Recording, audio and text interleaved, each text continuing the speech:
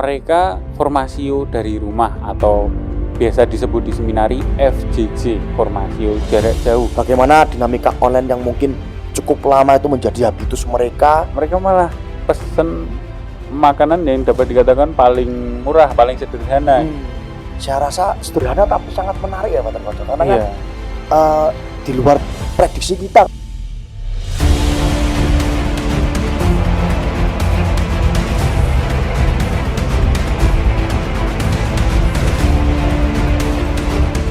Sobat Theotalk terkasih, kembali lagi kita berjumpa di akun podcast Theotalk.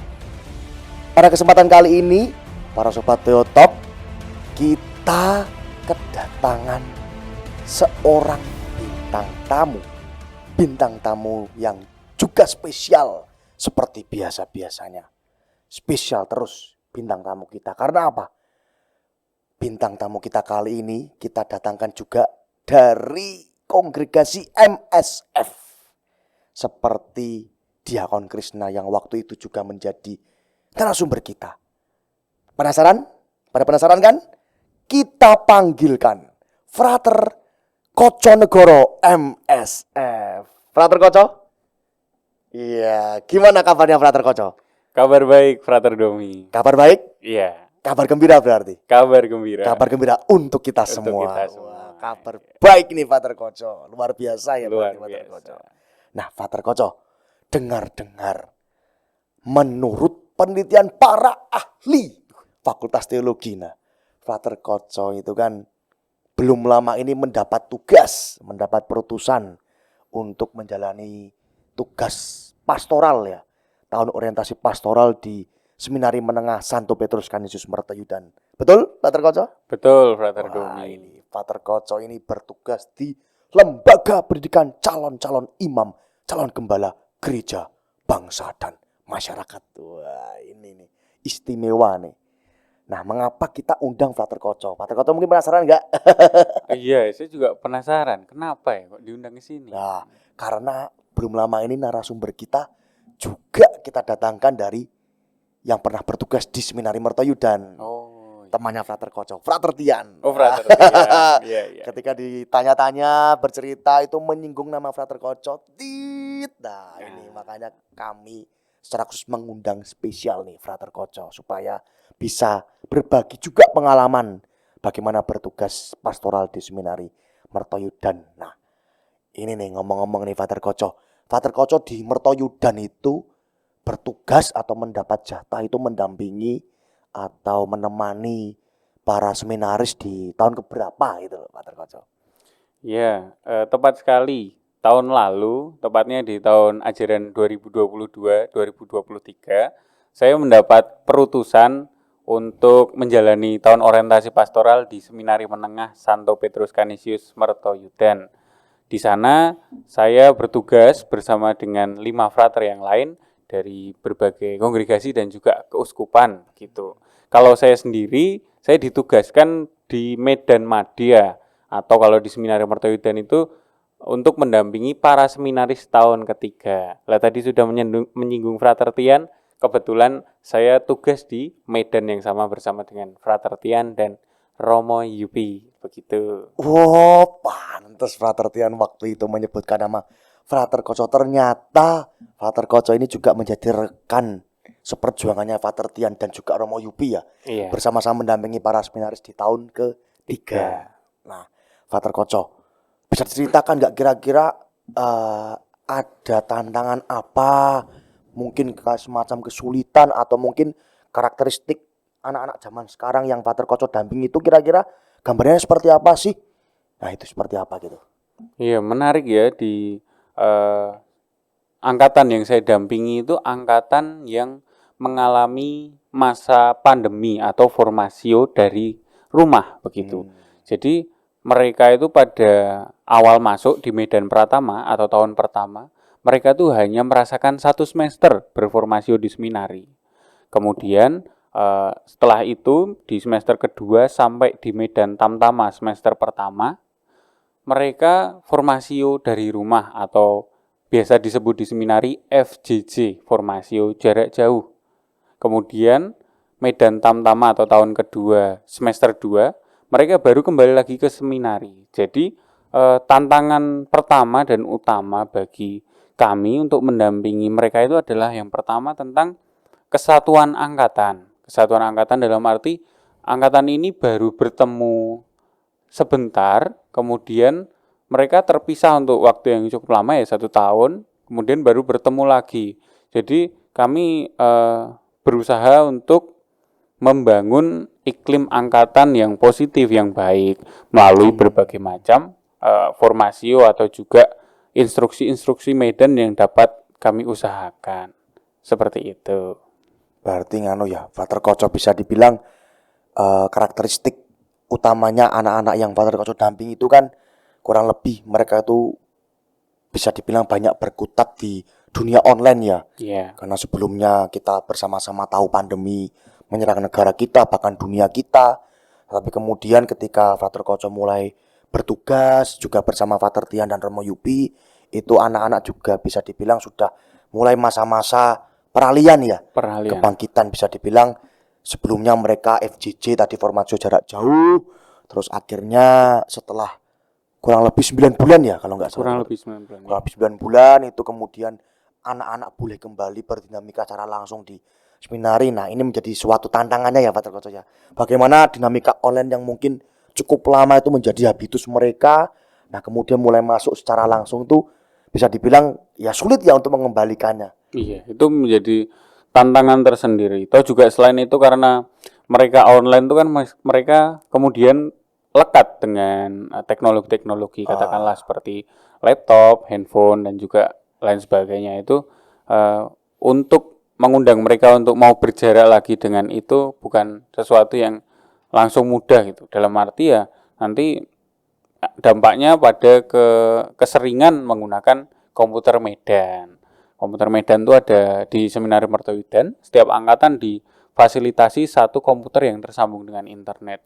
Itu menjadi kayak antrian gitu loh. Antrian kendati tidak terlihat tapi setelah si A memakai ini, si A memanggil si B, kemudian dan seterusnya gitu. Jadi wah sampai segininya ya mereka memerlukan internet atau sapaan-sapaan dengan dunia luar.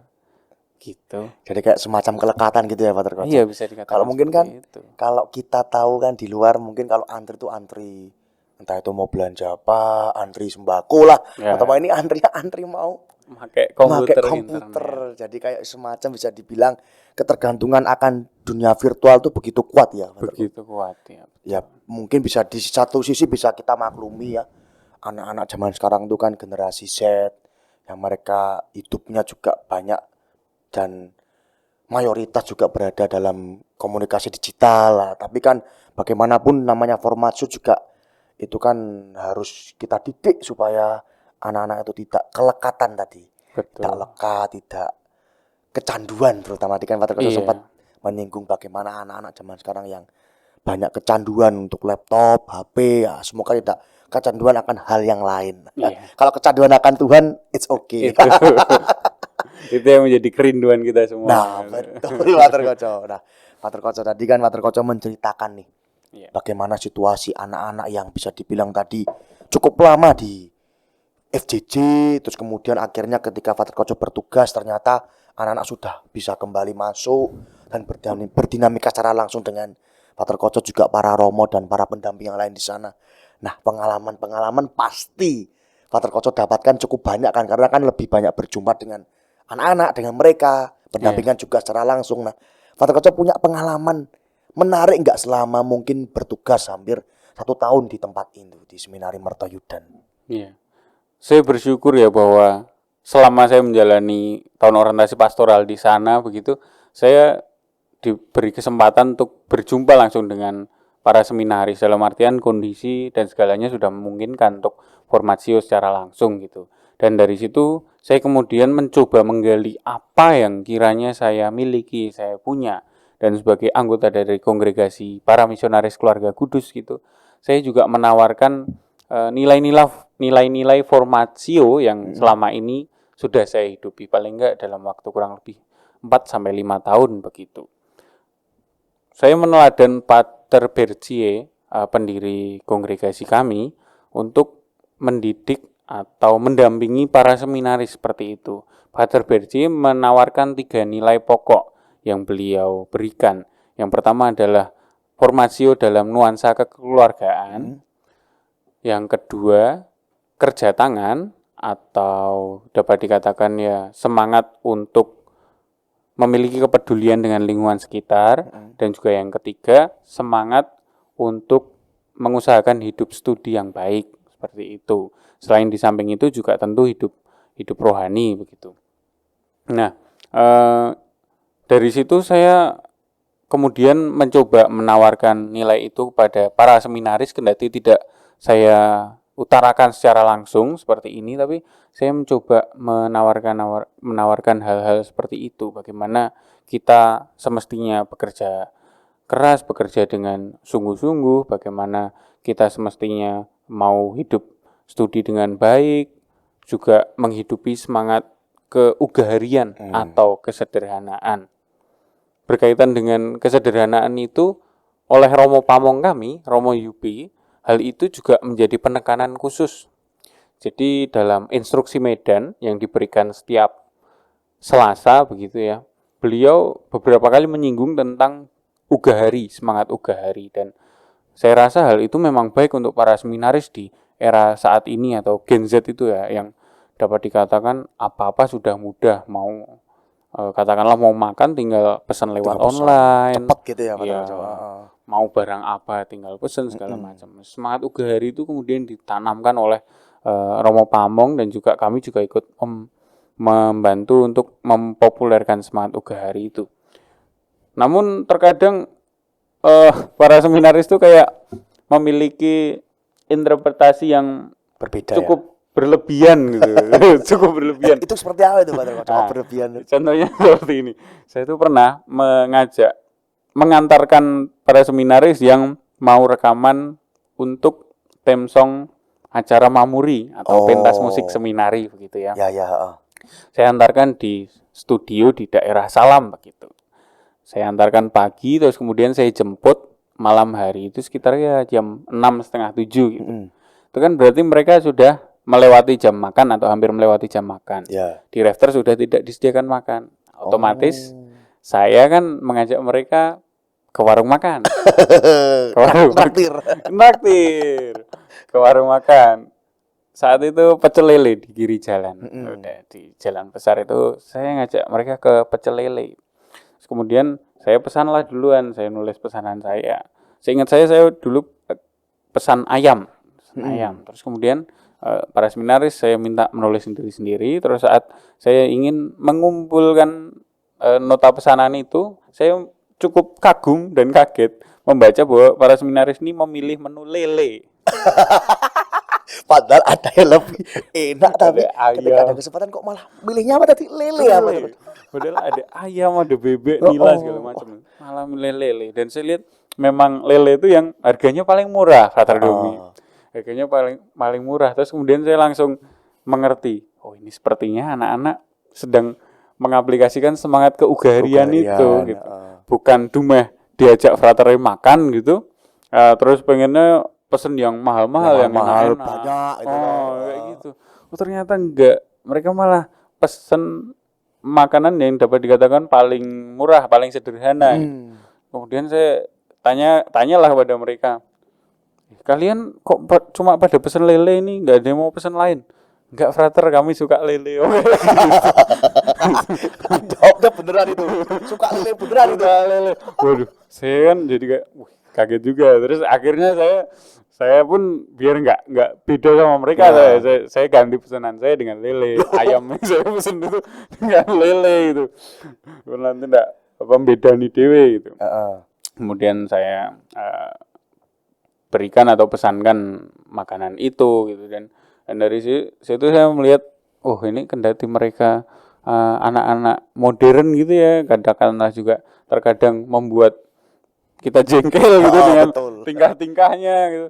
Tapi ternyata sebenarnya banyak keutamaan dalam diri mereka yang mungkin nggak kita sadari selama kita mendampingi mereka gitu, dan hanya terlihat saat momen-momen tertentu gitu, dan itu menjadi sesuatu yang menarik bagi saya sih, bahwa saya diundang untuk terus mengenal mereka, dan kalau menanamkan sesuatu yang baik itu nggak usah berharap langsung diterima Langsung gitu. diterima, Iya, diaplikasikan gitu langsung ya. diaplikasikan. Ternyata dalam proses berjalannya waktu mereka bisa mengaplikasikan itu. Kendati kapan kita nggak tahu, tapi kita percaya bahwa kalau kita udah menanamkan yang baik, mereka pasti juga akan menerima yang baik itu. Gitu, Brother Dom. Anu ya Father Koco, kadang kan kalau kita pengen memberikan sesuatu hal atau memberikan pengajaran itu kan, kita sebagai yang memberi itu kan pengennya ajaran kita tuh cepat diterima, Iya. cepat dipahami, cepat Betul. diaplikasikan tadi kan Father Koco. Betul. Seperti yang Father Koco katakan, tapi ternyata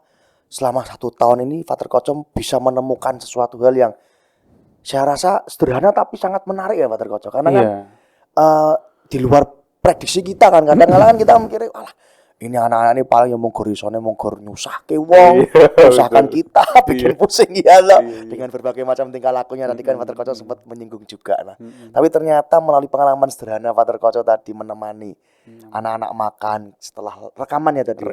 Rekaman di Salam, kemudian mampir sebentar makan, ternyata itu menjadi suatu pengalaman yang luar biasa sederhana lewat pesan makan tuh. Ternyata mereka ternyata dalam hal sisi kehidupan bagian tadi makan, ternyata mereka juga bisa setidaknya mengaplikasikan, bisa membuktikan bahwa ternyata juga nilai-nilai formasi, nilai-nilai pendidikan yang sejatinya ditanamkan dalam diri mereka tuh ternyata bisa mereka ikuti, mereka hayati. Karena kan kita ragu-ragu bocah kayak arep ngopo itu, kira-kira di Father Koco awalnya pesen ayam yang mewah, tiba-tiba malah ketika melihat anak-anak pesan yang sederhana jadi malah justru menggerakkan Father Koco itu sendiri ya untuk ikut pesan yang sederhana tadi. Wah, ini pengalaman yang menarik para sobat Theotop. Menanamkan sederhanaan tuh ternyata juga membutuhkan proses yang tidak mudah, cukup panjang, dan maka dibutuhkan kesetiaan tadi ya Father Koco. Kesetiaan untuk mau tetap mendampingi dengan tulus hati ya. Pengalaman menarik ya Father Koco tadi. Nah ini kalau pengalaman, dibalik pengalaman menarik ya Father Koco, pasti kan Father Koco juga mengalami pengalaman-pengalaman yang mungkin entah itu pengalaman konyol, pengalaman lucu selama entah itu berjumpa dengan mereka, mendampingi mereka secara langsung. Itu Father Koco punya pengalaman lucu tidak berjumpa ataupun berdinamika dengan anak-anak seminari. Iya, mungkin saya enggak begitu pandai untuk menyaring lucu atau enggak ya, tapi coba ini ada pengalaman. Jadi suatu ketika waktu anak-anak pleno perbidelan, saya lupa di tengah semester atau di akhir semester begitu, para seminaris itu saya undang untuk punya kegiatan komunitas yang bersama gitu. Dalam artian seminaris Medan Madya itu yang saya dampingi itu, mereka dikenal bukan banyak seminaris yang tidak begitu berminat dengan olahraga. Sehingga kalau di harinya olahraga Medan itu, kalau Medan lain gitu ya, Brother Domi juga tahu, pasti olahraganya sepak bola. Iya. Lah kalau seminaris Medan Madya itu olahraganya tuh kalau enggak futsal ya basket, karena pesertanya yang mau ikut enggak banyak. Gitu. Nah, suatu ketika kan saya melihat, wah ini kayaknya kurang greget ini, maksudnya enggak ada momen kebersamaan mereka dalam olahraga. Saya ngasih saran lah mereka untuk mengadakan olahraga Medan sepak bola gitu, karena kan bisa gabung semua gitu di lapangan, dan kami para pamong juga bisa ikut, bisa join gitu. Nah, itu kemudian saya utarakan lah itu, terus kemudian hari besoknya atau 2 hari setelahnya itu langsung diadakan itu gitu. Mungkin menjadi semacam kayak tindakan reaktif gitu ya. Menjadi tindakan reaktif, tapi mereka tetap mau taat gitu loh, mau taat. Jadi terus teriak-teriak di depan kamar saya, kan kamar saya dekat dormit mereka ya. Ayo sepak bola. Wah, sengaja itu Father Koco. Iya. Sepak bola yuk, ditunggu pamong-pamongnya gitu. Kayak jadi kayak, oh ya memang kendati ada nilai responnya secara reaktif gitu, tapi di situ ada nilai yang baik, mereka tetap mau taat, mau mengusahakan kebersamaan, dan saya bersyukur melihat hal-hal yang seperti itu gitu. Dan di seminari kan memang saya rasa salah satu hal yang membuat kita bertahan ya, apalagi Frater Domi dari Medan Pratama dulu juga bertahan tuh kan ya kebersamaan ya kan, Ya, kebersamaan. Dan saya rasa hal-hal seperti itu memang baik untuk kita usahakan terus menerus, seperti itu sih Frater Domi. jadi ini pengalaman lucunya nih bagaimana anak-anaknya Pater Koco ini kan bisa dikenal sebagai anak-anak yang jarang sekali suka olahraga, apalagi sepak bola kan. Tadi Pater Koco sempat menyinggung, betul juga di seminari itu para pemirsa, olahraga yang paling banyak diminati itu jelas olahraga sepak bola. Nah ini anak-anak yang Pater Koco tapi berlawanan dengan agak yang unik ya. agak lain ini ya. Kalian agak unik karena terkenal tadi memilih olahraga yang tidak biasanya diminati oleh para seminaris pada umumnya. Nah ketika diadakan olahraga wajib itu tadi ya Pater Koco, nah itu mereka kayak semacam antara ogah-ogahan atau gimana, tapi ya dengan cara ngomongnya nyindir di depan kawannya Pater Koco dan lain sebagainya. Tapi yang kita bisa salut dari mereka, pada akhirnya mereka tetap menjalankan itu ya Pater Koco ya, berusaha dengan ketaatan mereka untuk menjalankan itu, walau mungkin pasti mereka gerenengan ngerasani kita atau apa ya. Tapi yang jelas tadi cukup menarik pengalamannya bagaimana tadi soal kebersamaan. Kan kaitannya juga dengan kebersamaan. Nah, Pater Koco kan juga alumni dari sana, pasti juga mengalami juga bagaimana dinamika kebersamaan itu menjadi suatu hal yang begitu berharga tadi ya di seminari ya. Sangat menarik nih para pemirsa pengalamannya Pater Koco nih, bahwa bagaimana bertugas dan mendampingi teman-teman seminaris, calon-calon imam di seminari menengah tuh dinamikanya cukup banyak ya, karena kan mereka tuh seusia SMA tapi juga di sela dituntut untuk lebih dewasa dari usia-usia pada umumnya. Tapi ternyata tadi soal kebersamaan, soal kesederhanaan tadi yang Pater Koco paling singgung dan paling nilai utamanya yang Pater Koco ceritakan soal kesederhanaan itu menjadi salah satu nilai yang bisa dibilang nilai yang diperjuangkan ya, nilai yang ditanam dengan sungguh-sungguh. Nah tadi saya teringat dengan apa nih Pater Koco, kayak ceritanya Pater Tian itu pernah bilang gitu kalau terkait dengan kesederhanaan dan kebersamaan tuh seringkali kita sebagai pendidik itu kayak semacam apa ya, semacam troublemaker bagi anak-anak. Nah, itu sempat menariknya karena troublemaker, karena kita tuh kayak perusak kenyamanan ya Pater Koco ya. Tadi kan Pater Koco punya pengalaman, wah itu mendampingi anak-anak olahraganya biasanya enggak biasanya tidak memilih yang lain, tapi ini harus sepak bola, mungkin tidak nyaman bagi mereka kan. Ternyata juga akhirnya mereka juga belajar untuk melawan ketidaknyamanan itu. Nah, Pater Koco luar biasa pengalamannya.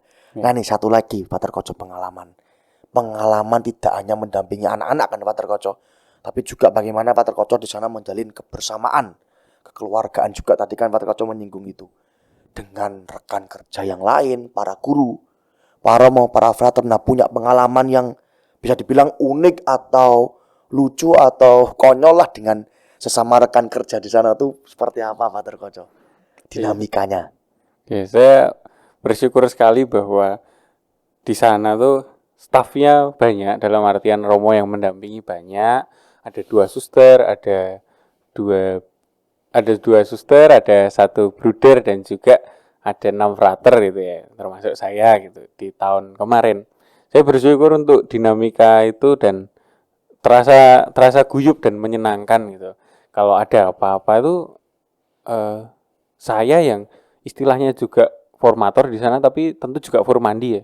Saya yang masih formandi, yang masih belajar itu ndak disalahin, tapi dibilangin dengan baik, bahkan juga dengan bercanda-bercanda gitu. Suatu ketika tuh Romo Yupi menemukan saya baru ngobrol-ngobrol dengan para seminaris di depan dormit itu, depan ruang tidur ya. Itu padahal udah jam 4:30 atau sudah bel mandi gitu, tapi saya nggak lihat beliau karena saya baru ngobrol dengan mereka, dan ketutupan jendela yang hijau itu yang itu tutupan jendela itu, terus saya baru bercanda tebak-tebakan atau apa gitu. Terus saat kami udah mulai ketawa, nggak lama kemudian ada salah satu anak yang ekspresinya berubah gitu, terus melihat ke arah kamar beliau. Seketika itu langsung berubah. Pater Koco kaget saat itu. Ya, saya masih Belum sadar, belum belum sadar. Saya masih belum. Terus kemudian dia lihat itu, terus Heeh. kemudian dia ngajak kita atau teman-temannya untuk sudahan mandi gitu kan. Terus apa namanya? Saya kemudian baru ngeh, oh itu kan arahnya tomat Romo Jupi, pasti Romo Jupi sedang mengingatkan itu. Terus saya ngintip sedikit kan, saya juga malu kan. Saya kan juga berarti kan kayak ikut melanggar peraturan kan. Saya ngintip, oh iya betul Romo Jupi. Ternyata ada Romo Jupi di depan pintu kamarnya. Tapi saya salutnya sama Romo Jupi tidak terus menyuruh anak-anak untuk balik mandi seperti biasanya kalau tidak dengan saya gitu loh. Atus kan biasanya kayak gitu, tapi enggak. Waktu itu beliau hanya dengan isyarat gitu, biar saya enggak malu gitu loh. Nah, biar saya enggak malu kan di situ. Terus tapi setelah itu waktu makan malam saya kemudian matur sama beliau, mohon maaf karena tadi malah jagongin anak-anak gitu, nemenin anak-anak ngobrol gitu. Ya, terus kemudian jawaban Romo Yupi ya seperti biasa ya. Kita udah hafal semua. Ya, Mister, enggak apa-apa. Besok jangan diulangi gitu. Jadi enak gitu. Nuansa formasinya tuh juga saya rasakan di situ. Gitu berarti. Aneh ya, menarik ya Pater Koco. Iya. Bertugas di seminari kan sebenarnya utama kita mengajar ya. Hmm. Kita mengajar, tapi ternyata Pater Koco mengalami kebersamaan yang cukup berbeda dengan para rekan staf. Diajari, didampingi, tapi dengan cara yang tadi tidak bisa dibilang tidak menyakiti hati. Iya. Dengan cara yang santai, Elegan lah. elegan, meski sebenarnya Pater Koco telah mati pasti tadi. Aduh, ini aku rasanya izin nih. Apalagi dengan anak-anak kan kayak melanggar aturan tadi. Iya, betul. Tapi ternyata tidak hanya soal mengajar, tapi juga diajar para pemirsa. Dari apa yang dikatakan Pater Koco tadi, bahwa ya ternyata kebersamaan yang dirasakan tuh banyak hal ya. Ada banyak pengalaman, dan itu menjadi salah satu pengalaman yang sangat inspiratif saya rasa. Sangat inspiratif dari Pater Koco, juga untuk para pemirsa Sobat Theotalk yang setia mendengarkan dan menemani kita. Nah, para Sobat Theotalk, kita bisa menyimpulkan nih dari ceritanya Pater Koco bahwa dalam kehidupan ini itu bahwa yang terutama adalah tidak hanya soal bagaimana kita memberi, bagaimana kita mengajar, tetapi bagaimana akhirnya kita sadar bahwa ternyata dalam hidup ini kita juga didampingi, diajari, diberi banyak hal pembelajaran kehidupan oleh siapapun yang kita jumpain. Dan secara khusus Pater Koco mendapatkan pengalaman itu melalui perjumpaan dengan anak-anak seminari Mertoyudan yang generasinya generasi Z, hidup di dunia digital itu ya Pater Koco ya tadi. Dan juga tidak hanya dari seminarisnya, anak-anaknya, tapi juga dari sesama rekan kerjanya melalui perjumpaan dengan para romo, para frater, suster, bruder, dan juga mungkin guru-guru yang ada di sana ya Pater Koco. Iya. Pater Koco, terima kasih untuk kebersamaannya. Dengan senang hati. Wah, mantap. Domi. Satu lagi nih Pater Koco, hampir kelupaan. Mungkin Pater Koco bisa memberikan pesan-pesan singkat. Kata-kata hari ini, nah seperti itu, atau kata-kata bijak quotes-quotes untuk para Sobat Theotalk yang ada di rumah. Monggo Pater Koco. Ya, saya kata-kata bijaknya promosi aja ya, karena ini seminari baru membuka pendaftaran begitu untuk Sobat Theotalk yang mungkin ada saudara atau putra-putrinya. Putranya ding kok putri. Putranya seusia SMA atau lulus SMA begitu bisa mencoba mendaftarkan ke seminari Mertoyudan. Karena panggilan itu juga selain perlu kita doakan, juga perlu kita usahakan bersama, menjadi tanggung jawab kita bersama sebagai anggota gereja umat Allah. Begitu. Wah, kita beri tepuk tangan Sobat Theotalk untuk Pater Koco. Panggilan tidak hanya didoakan, tapi juga diusahakan. Wah, ini para Sobat Theotalk, kita sudah mendengar kata-kata hari ini dari Pater Koco. Semoga kita tergerak hatinya untuk terpanggil menjadi abdi-abdi Kristus, secara khusus bagi kaum-kaum muda nih. Jangan takut untuk bergabung mungkin ya, dan masuk ke seminari manapun, terutama seminari Mertoyudan. Nah, seperti itu. Terima kasih Pater Koco. Terima kasih untuk kebersamaannya. Semoga Pater Koco sehat selalu ya. Wah. Amin. Pater Domi juga. Mantap. Para Sobat Theotalk, terima kasih untuk kebersamaan kita kali ini. Jangan lupa like, komen, share, dan subscribe akun Teotalk kita. Akhir kata, terima kasih dan salam sejahtera untuk kita semua. Dadah.